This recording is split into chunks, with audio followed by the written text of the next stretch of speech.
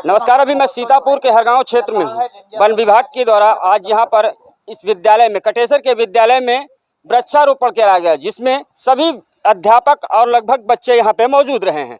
और वृक्ष लगाना और वृक्षारोपण करना हमारे लिए क्यों जरूरी है, इस बात को लेकर के हम यहाँ के जो हेडमास्टर साहब हैं, पहले उन्हीं से शुरुआत करते हैं।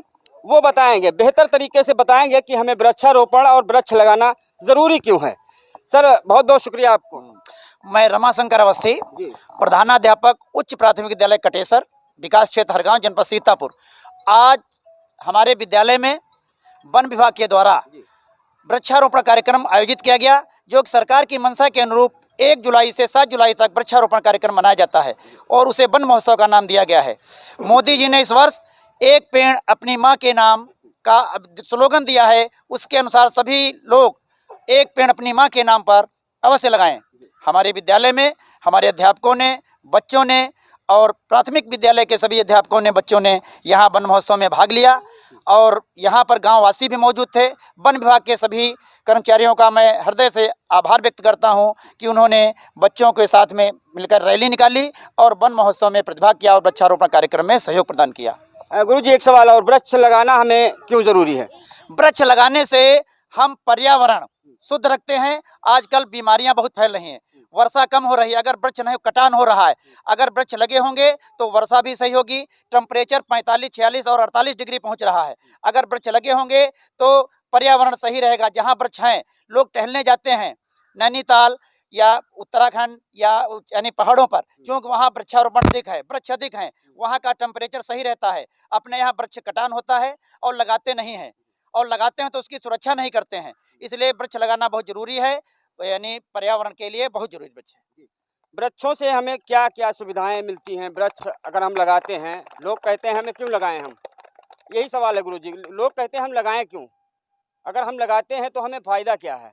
जब हम छोटे थे तो कहा जाता था कि मरते लकड़ी जीते लकड़ी, अजब तमाशा लकड़ी का। यानी हम आज जब पैदा होते हैं तो खाट होती है, वो भी लकड़ी की होती है।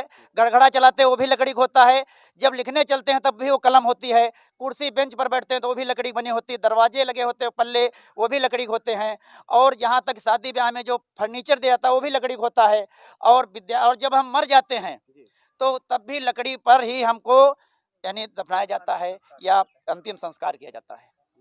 बहुत सही। यहाँ पे जो वन विभाग के अधिकारी आए थे, जिनके द्वारा यहाँ पे जो वृक्षारोपण बच्चों के द्वारा उन्होंने कराया आकर के, जिसमें आप लोगों का भारी सहयोग रहा है, तो मैं ये जानना चाहता हूँ लगभग कितने वृक्ष आपके विद्यालय में लगवाए गए? हमारे विद्यालय में लगभग जितने बच्चे थे सबको एक एक वृक्ष दिया गया है और उनकी सुरक्षा की भी दी गई। लगाने के बाद इसकी सुरक्षा करें, डेली प्रतिदिन अपना उसमें जल डालें, गुड़ाई करें और देखभाल करें। क्योंकि बाउंड्री बनी हुई है इसलिए जानवरों से खतरा कम है।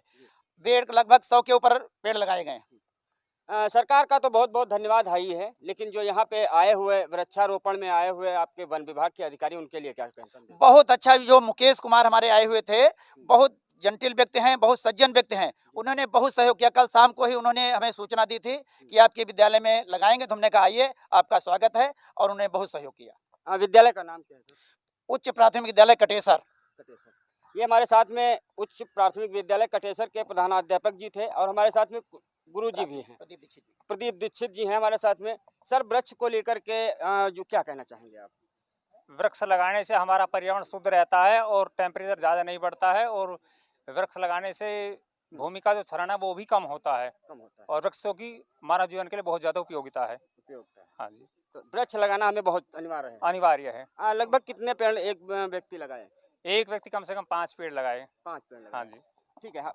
जहाँ से कटेसर के विद्यालय से अभी हम पूरी तस्वीरें दिखा रहे थे और हमारे साथ में देखिए किस तरीके से छोटे छोटे नौनिहाल हैं, बच्चे हैं, ये विद्यालय के यहाँ के जो स्टूडेंट हैं, और वन विभाग के जो अधिकारी कर्मचारी सभी लोग यहाँ पे मौजूद हैं। विद्यालय के जो देखिए किस तरीके से, अगर हम कह लें, विद्यालय के सभी अध्यापक हैं, हेडमास्टर साहब हैं, अध्यापक हैं, और ये सभी लोग मिल करके वृक्षारोपण किए हैं। बच्चों के द्वारा वृक्षारोपण कराया गया है। वन विभाग के जो अधिकारी थे उन्होंने भी बैठ करके पेड़ लगवाए हैं। तस्वीरों में आप पूरी तरीके से देख सकते हैं। विद्यालय का नाम एक बार हम और आपको दिखा दें। देखिए, विद्यालय का नाम आप देख लीजिए, ये कटेसर में इस जूनियर हाई स्कूल कटेसर, जहाँ पे इस वक्त हम मौजूद हैं, और आए दिन यहाँ पर बहुत अच्छे अच्छे कार्य हुआ करते हैं। सराहनीय कार्य यहाँ के जो विद्यार्थी हैं, जो अध्यापक हैं, वो लोग किया करते हैं। मैं सरकार से निवेदन करूँगा कि ऐसे ही विद्यालयों में पेड़ पहुँचाकर लोगों के साथ जो स्वास्थ्य के साथ अच्छाइयाँ होती हैं, जो स्वास्थ्य बिगड़ने से पहले हमें ऑक्सीजन की ज़रूरत होती है, वो ऑक्सीजन पूरी होती रहे।